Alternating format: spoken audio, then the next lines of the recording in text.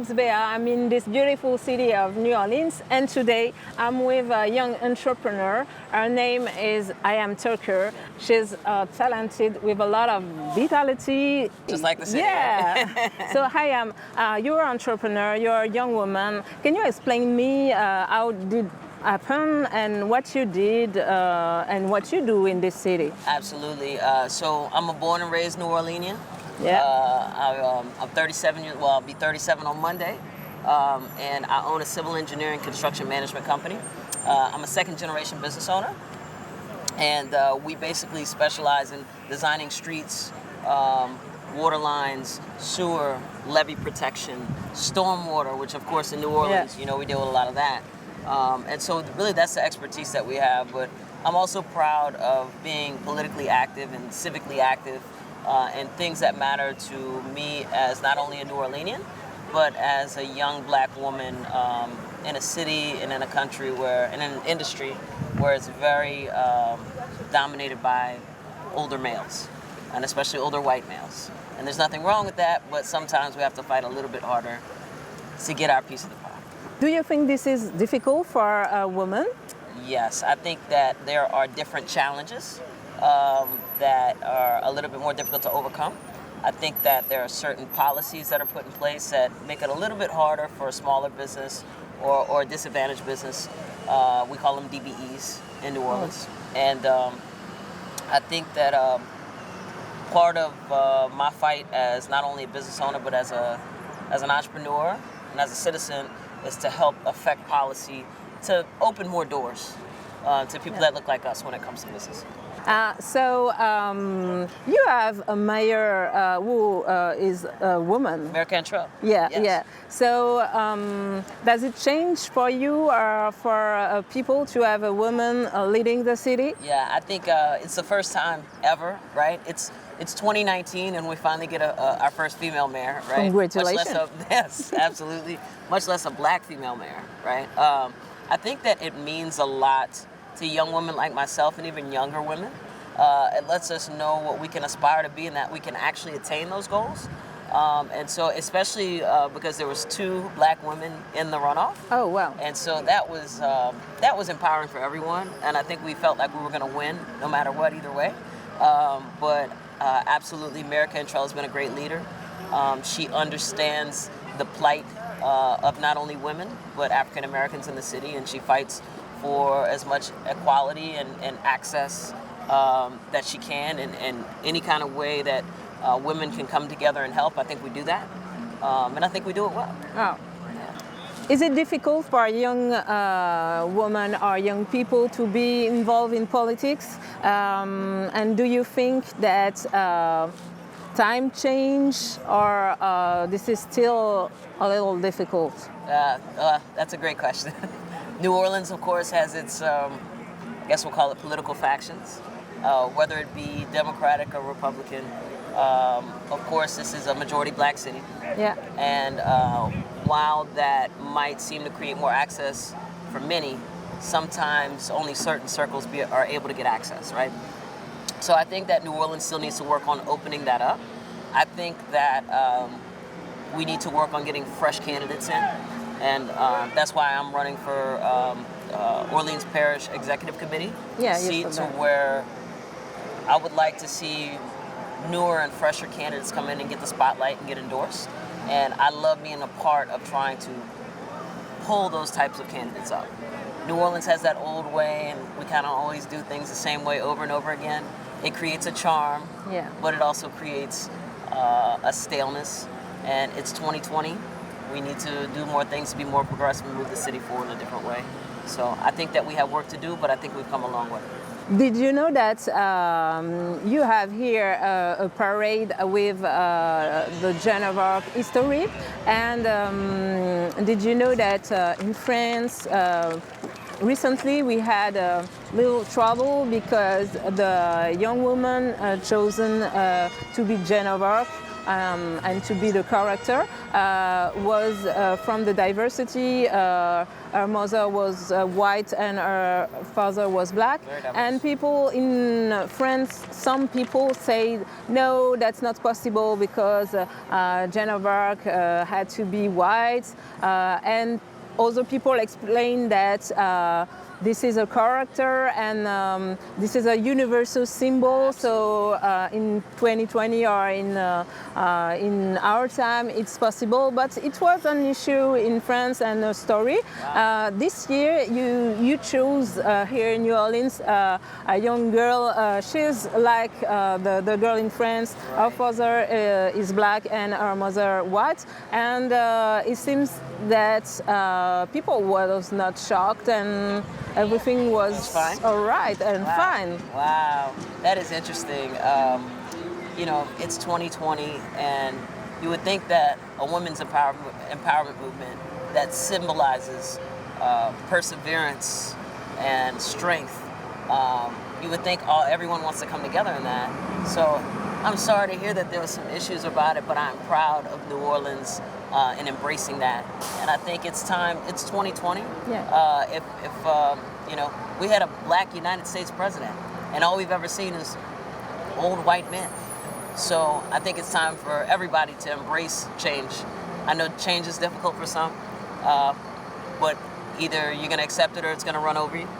So it's probably time for them to start getting their mind right, you know.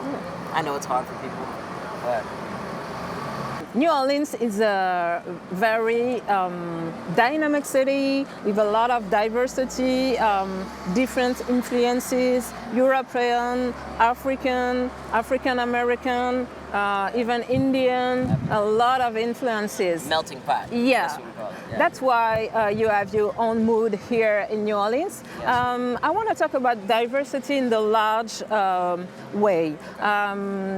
Do you think that New Orleans is an open city, for example, for the gay movement or in the diversity in the large way? Absolutely. I think we definitely are. I think that New Orleans is probably one of the better cities in the United States when it comes to welcoming people of every genre, lifestyle, whatever you choose. In New Orleans, we call it a very laissez-faire lifestyle, right? We accept you, we welcome you with open arms. Of course, there are certain factions of people that don't like that or behind closed doors, they have their opinions. But I think in New Orleans, we kind of force those people to keep those opinions in their own sectors because that is who we are. The best part about New Orleans is you get every kind of type of person, like you said. The Decadence Festival, that is one of the largest gay festivals in New Orleans, brings thousands of people here every year because they can feel comfortable. Essence Fest brings thousands and thousands of visitors of black folk to New Orleans on fellowship, on health, on any type of way to uplift and empower each other. So I think that these festivals and these people choose New Orleans because we do embody that, and we are so welcoming of whoever, come as you are, do what you want, like we say out here, you know what I mean, all the time. And so this is a wonderful place for that, and it's hard to go other places, especially in the Deep South. There is no other New Orleans in the Deep South, you know. So I think we excel at that. You are very active and you represent the young generation in entrepreneurship, politics, investment in a civic way. Are you conscious that in other parts of the world, young people look at you or people here in New Orleans and have a vision about what is possible, for example? I definitely hope they do. I think that we could be an example of allowing different people's voices to emerge. And I think that it's important now more than ever. We have a president of this country, whether you agree with him or not, that is highly divisive. And that I think the good part about that, and the most encouraging part about that to me, is that it's really making more young people come out with their voice. And everybody now has more opinions. Before, you couldn't even get people interested in politics. Now they have no choice because it's really hitting home. It hits you if you're black. It hits you if you're a woman. It hits you if you're gay. It hits you if you're straight and you have family members who are gay that are being affected. Sure. And especially if you have family where the United States was founded upon immigrants and wanting to be free of religious persecution, and now the United States is kind of doing that all over again. So I hope that in the divisiveness, that there is a reemergence of a young voice and a diverse voice saying this is what we stand for, and not only are we going to say it, we're going to go vote for it, or we're going to run for it. And that's what I hope that comes out of this. Your mayor create a mantra, the city of yes and not the city of no. Yeah, right. Do you think that this slogan is now in your environment and it can continue to grow and build something with that? Yeah, I think that it's a good movement and mantra to push with. I think that it resonates a bit. I think that it's really, I think, even more of an indication of how she presides as mayor. Okay. Everybody has said on a lot of different issues, we can't do this, we can't do that, we can't change this, we can't change that. And she is not taking no for an answer. She's saying, let's explore it a little bit further. Let's find the yes. It's easy to say no all the time, So I think that she's trying to find ways to get to affirmative and progressive action. And I think the City of Yes slogan really does signify that. Yeah. And I think that it is taking hold a little bit. I think slowly but surely. And I think piece by piece, element by element, especially in her equal rights and fairness type of legislation, she's trying to make sure that there's an equality-based system. So people can't discriminate based on who you are or who you love and just even getting jobs. So my last question is, do you have the feeling that French Connection can build something here, and is it real or? No, absolutely. I think that it'd be great for New Orleans to continue exploring the roots from which we came. I think that in some ways, some families have lost that. I had an aunt who I love dearly who spoke Creole and Creole French, and I wanted her to teach me, but she died. But I think that any type of way that we can learn to get back to those roots, and especially for our Black culture, we have a great, beautiful Creole, rich Creole culture here. But even outside of that, I think it would be great for the cities to continue connecting, for us to send students there and back and forth so that we can really continue to strengthen that cross-cultural connection. I think it's important.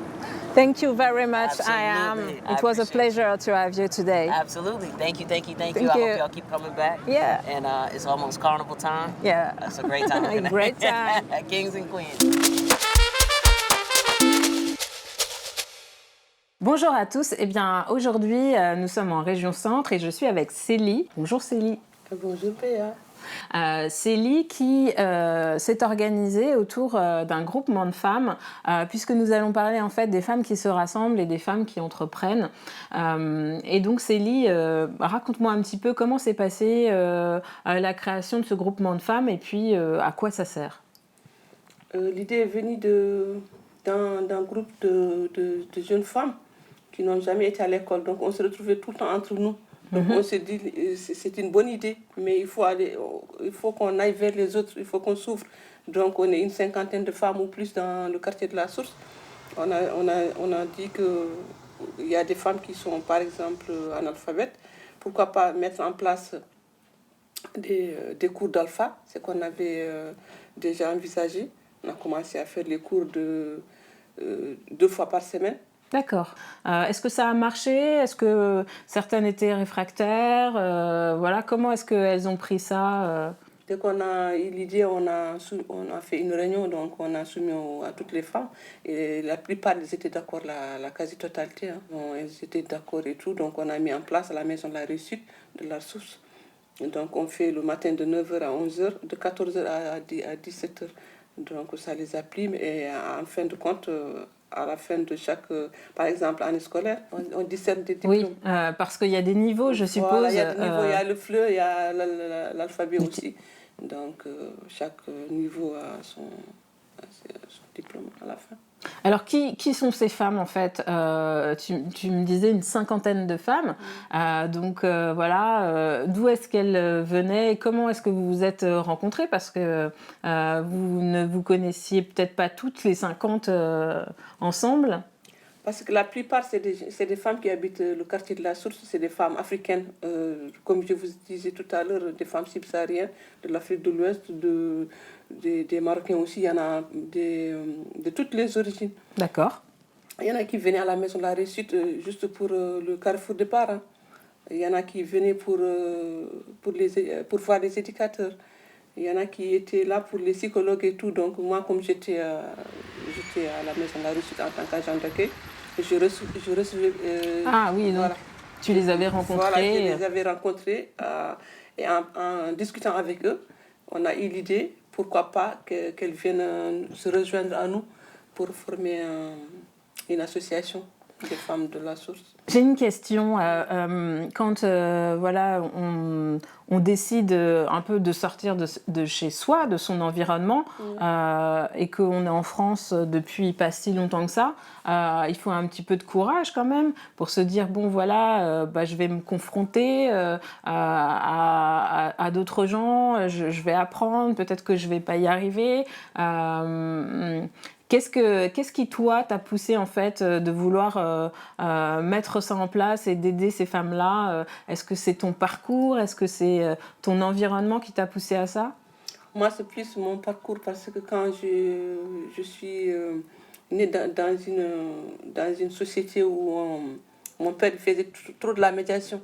Il y avait trop de contacts aussi. Nous, j'ai la facilité d'aller vers les gens. J'aime trop être en contact avec les gens.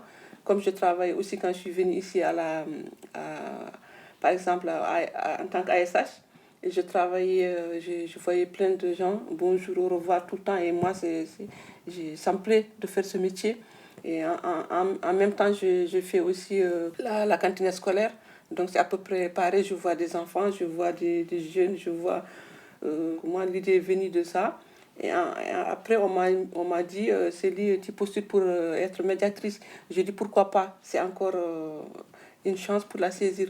Donc, moi, j'ai été accompagner les mamans, les jeunes, sensibiliser. Donc, on fait par exemple, quand il y a un conflit de voisinage, quand il y a un conflit de... Ça veut dire que vous êtes un peu des points de référence en fait pour les femmes du quartier, mais aussi pour les enfants qui peuvent s'appuyer sur vous parce que quelque part vous représentez une cinquantaine de femmes qui sont présentes dans la vie de votre quartier et donc qui prennent en main des choses qui ont une importance dans la vie du quartier. C'est ça en fait. Oui, c'est tout à fait ça parce que nous, comme on est ici de l'immigration, il faut qu'on s'ouvre aux autres communautés aussi. Donc moi, l'idée est venue à chaque fois que je croise une femme ou un homme ou un jeune. Là, c'est comme c'est un quartier que j'aime bien, que j'étais toujours investie pour sensibiliser, pour dire il faut travailler, c'est le travail qui compte, il faut faire plein de choses. Donc l'idée est venue de ça. À chaque fois, on va faire des interventions au niveau des collèges, au niveau des... Et on les sensibilise comme on vient dans un autre pays, donc pourquoi pas s'intégrer et tout. Célie, tu m'as accueillie chez toi avec un petit thé. Eh bien, on va parler aussi du pays d'où tu viens, puisque tu es française en France, mais depuis un certain nombre d'années. Explique-moi aussi, en tant que femme, et ce qui te pousse à vouloir t'investir pour les autres et pour les femmes de manière générale, peu importe où tu te trouves, puisque aujourd'hui tu es en France, mais tu as été en Afrique, parce que j'ai envie d'en savoir un peu plus. Oui, moi je suis née en Mauritanie, dans un village plus particulièrement qui s'appelle Lixeba, c'est dans le Gorgol. Donc moi, depuis ma naissance, comme je disais tantôt, mon père c'était le président de la jeunesse de la ville, du village où je suis née, où il y était plein de gens qui étaient, par exemple, qui n'avaient pas les moyens, les parents n'avaient pas les moyens. Mais il a investi pour que nous, on aille à l'école, pour qu'on va de l'avant. C'est quelqu'un qui nous a poussés, il nous a inculqué des valeurs. Et donc, l'idée est venue de ça. Et moi, depuis que j'étais petite, il m'a inscrit à l'école. Donc, je continue, je suis bilingue, j'ai fait l'école maternelle jusqu'à entrer en sixième. Je suis partie dans une grande ville, la capitale Nouakchott. D'accord. Voilà. J'ai fait le collège, premier, deuxième, troisième collège jusqu'au lycée. Donc, j'ai fait le bac, mais le bac, je n'ai pas reçu. D'accord. Donc, j'ai tenté 2 fois à ma chance, je n'ai pas eu le bac et j'ai fait le lycée commercial pour avoir mon BTS en informatique. Très bien. Ouais. Et donc, après, tu es venue en France. Donc, en 2000, je suis venue en France. Quand je suis venue ici, l'idée, c'était de continuer l'université. Mais comme je me suis dit, on a laissé encore des familles qui sont dans des besoins, j'ai dit pourquoi pas trouver un boulot. Donc j'ai postulé partout, j'étais accompagnée par une dame qui s'appelle Madame Daoudi, au pli. Donc elle me disait qu'est-ce que tu voulais faire et tout. J'ai dit je voulais faire l'informatique, plus particulièrement tout ce qui est bureautique, secrétariat et tout. D'accord. Donc elle me disait que c'était pas possible et tout. J'ai dit pourquoi pas, non. Donc j'ai fait tout et donc j'ai dit si c'est comme ça, au lieu de perdre trop mon temps, pourquoi pas trouver un autre métier pour gagner de l'argent. Donc j'ai postulé pour être femme de ménage au régie de quartier à l'OIE. Ah oui, d'accord. Oui. Emploi maintenant. Donc j'ai fait pas mal je pense 2 ou 3 mois. J'ai fait les halls d'entrée, donc c'était pas mon métier, mais bon, j'ai dit, il n'y a pas de sous-métier, je peux quand même faire ça. Et après, je savais que c'était pas trop mon but. Oui, c'était juste pour un moment. Gagner, voilà, pour un moment. Après, j'ai postulé partout pour faire, comme je vous ai dit tout à l'heure, la cantine scolaire. Ça me plaisait beaucoup. Je suis restée presque 1 an. Après, j'ai postulé pour découvrir d'autres horizons, tels que l'ASH à l'hôpital. J'étais ASH, agent du service hospitalier. Donc, ça me passionnait, franchement. D'accord. Ouais. C'est quelque chose de contact aussi. Ah ouais, j'aime bien. Franchement, ouais. Et donc, ma question suivante, c'est est-ce que, justement, puisque suite à ça, après, tu as pensé que c'était important que les femmes puissent se rassembler pour s'entraider quelque part, est-ce que tu penses qu'il y a un besoin et que c'est nécessaire et que ça aide, en fait, voilà, de pouvoir se rassembler parce qu'effectivement, quand on arrive d'un autre pays, il faut trouver les bonnes structures, il faut que les gens soient assez ouverts pour vous aider. Des fois, les démarches sont pas si simples. Est-ce que voilà, mettre en place ce genre de choses, tu penses qu'il y en a besoin, ça peut aider et que voilà, il faut continuer ce genre de choses? Oui, ça aide beaucoup parce qu'il y en a des femmes qui sont là, elles se retrouvent plutôt entre eux. Il faut aller vers les autres. Si on reste en communauté, ça ne va pas se faire. Moi, c'est l'idée est venue, pourquoi pas aller chercher autre chose, d'aller postuler à l'hôpital, d'aller faire autre chose. Donc quand j'ai quitté l'hôpital, et après j'ai postulé pour être médiatrice. Donc là, j'ai dit encore, j'ai sauté cette occasion, c'est tout ce que je voulais. Donc il y a une progression dans le parcours aussi au fur et à mesure. Oui, à chaque fois, d'essayer d'aller plus loin. Moi, mon souhait, c'était toujours de progresser. Donc, comme on a dit, par exemple, la médiation, on nous a dit c'est une insertion. Donc, j'ai dit pourquoi pas. Donc, j'ai postulé, j'ai fait un entretien avec voilà, l'élu et tout. Ils m'ont reçu, donc depuis 2015, je fais la médiation. Donc l'idée est venue non seulement de ressembler, mais de voir les mamans qui en ont besoin. À chaque fois, je parle avec elles, que ce soit un conflit de voisinage, conflit conjugaux, que ce soit pour les enfants et tout. Comme nous, on va tout le temps, comme on dit, prévention, médiation et réussite. On va vers l'école, accompagner des parents. Des fois même, on les accompagne pour aller aux caisses d'assurance maladie ou à la CAF pour les accompagner parce qu'elles en ont besoin. Ce que tu veux me dire, c'est qu'il y a un certain nombre de parents dont les enfants sont scolarisés et comme ils ne maîtrisent pas la langue française, du coup, ils ont besoin de personnes comme toi, en fait, pour les rassurer, les accompagner et qu'ils puissent faire les démarches correctement pour leurs enfants, parce que sinon, seuls, ils n'y arrivent pas. Ouais, c'est ça qu'on a mis en place. Donc, moi et ma collègue Alimata, on s'est mis par exemple, avec ces mamans-là, à chaque fois, on les accompagne à la CAF ou à la Sécurité sociale ou dans d'autres organismes. On va, par exemple, amener certains parents au collège, comme j'avais dit tantôt, elles ont des barrières à communiquer avec l'éducation nationale, avec les enseignants. Par exemple, une maman qui ne sait pas lire ni écrire, ton enfant, il peut venir, soit disant, maman, est-ce que tu peux signer un cahier et tout. Tu signes sans savoir de quoi. Ah, ça, c'est pas bien. Donc là, ça fait même pas 2 jours que j'ai rencontré une dame. Oui. C'est une Marocaine d'origine. Elle venait souvent à la maison de la Réussite pour discuter avec moi. Donc, comme je vous dis, moi, la porte, elle est ouverte. Même en dehors de la médiation, je fais encore de la médiation. Donc, elle m'a dit, Célie, franchement, c'est bien. Tu nous as accueillis et tout. On était contente et tout. Maintenant, j'arrive à savoir signer, de quoi je signe et tout. Donc, tout ça, c'était notre objectif. C'est de les aider.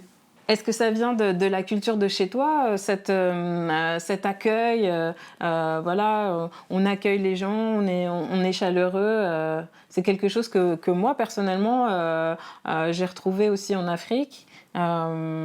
C'est ça qui est aussi... Ouais, c'est tout à fait ça, Béa, parce que chez nous, on nous a inculqué depuis le bas âge d'être avec des gens. Donc, je dis pas, chez moi, c'est par exemple, si je donne un exemple de chez mes parents, la porte, elle se ferme jamais. Donc, que ça soit nuit, jour, où tout le monde est là, il n'y a pas que les enfants de mon père, c'est tout le monde. Donc, à force de manger avec tout le monde, à force de côtoyer avec tout le monde, donc on a pris presque l'habitude, c'est comme si c'était inné. On reçoit des gens à n'importe quelle heure, on mange à notre faim. Et mon père, il aide plein de gens. Aujourd'hui, il y en a presque plusieurs hommes qui ont réussi plutôt. Oui, grâce à lui. Parce que c'est quelqu'un qui les battait même, si j'ose dire, ouais, pour être des hommes aujourd'hui. C'est une forme de réussite aussi de pouvoir aider les autres et puis d'être un maillon d'une chaîne voilà, qui fait progresser les gens autour de soi. C'est une qualité, mais c'est aussi une réussite pour soi et pour les autres. Pour moi, franchement, je pense que c'est mieux parce que la solidarité, c'est important ou importante aujourd'hui. Parce que les gens sont tellement dans leurs besoins, mais aujourd'hui, si on arrive à aider certaines personnes, c'est une réussite pour moi. On parle en France des gens de la diversité sous diverses formes. Alors des fois, c'est pour dire qu'il se passe des choses et qu'il y a des artistes ou des créations autour de personnes de la diversité. Il y a des films. Récemment, il y a un film qui a été primé et qui a reçu un Oscar, voilà, qui parlait des gens de la diversité dans les quartiers, etc. Toi, c'est quoi ton rêve pour toi et puis pour des gens qui, comme toi ou moi, ou pour tes enfants, se sont installés en France et viennent de la diversité? Est-ce que voilà, il y a quelque chose qui te porte par rapport à ça ou une vision que tu as Par rapport à l'évolution. Oui, moi, ça m'a toujours porté. Parce que comme j'ai multiplié plein de travail, c'est pour m'insérer dans la société française ou pour être plus intégré encore. C'est pour ça que je travaille à arrache-pied pour aller de l'avant et montrer aux autres qu'on peut réussir, même si on vient de l'immigration. On peut réussir comme mes enfants. Je parlais avec elles hier, mes filles. Elles me disaient, il y en a une qui dit je vais être infirmière ou médecin, pédiatre. Particulièrement la petite qui a 11 ans. Et la grande, elle dit avocate. Donc, j'ai dit, c'est possible, tout est possible. Quand on veut, on peut. Tout est question de volonté. Et elles ont vu que l'exemple, quand j'étais à la maison de la Réussite, elles étaient épanouies. Elles parlaient même autour du collège, comme quoi que leur mère, j'ai fait des études, certes, mais pas pas ici, mais quand même, j'ai réussi à avoir une place importante. J'ai réussi mon intégration, en quelque sorte. Donc, j'ai dit, Elles étaient fières. Elles étaient fières. Donc, cette fierté, je les transmets aussi à mes 2 filles, soi-disant, il faut aller de l'avant, travailler. Il y a beaucoup de filles ici ou des jeunes garçons qui réussissent aussi. Et même, il y en a des femmes aussi qui sont issues de l'immigration, qui ont aujourd'hui des entreprises telles que Kumba, telles que certaines personnes, il y a plein d'ici. Chaque 8 mars, on célèbre certaines femmes qui ont réussi. Donc, moi c'est ça que je veux. Le 8 mars, la journée de la femme, effectivement. Ouais. Très bien. Bon, Célie, on va tous dire, puisque c'est la dernière question. Qu'est-ce que tu préfères alors quand il y a le foot et qu'il y a une Coupe du Monde, t'es pour l'équipe de France ou l'équipe africaine? Parce qu'à chaque fois qu'il y a... Comment ça se passe à la maison? À chaque fois qu'il y a un match, mon mari il aime trop le foot. Donc, avec mes 2 filles, on se met à faire une concurrence.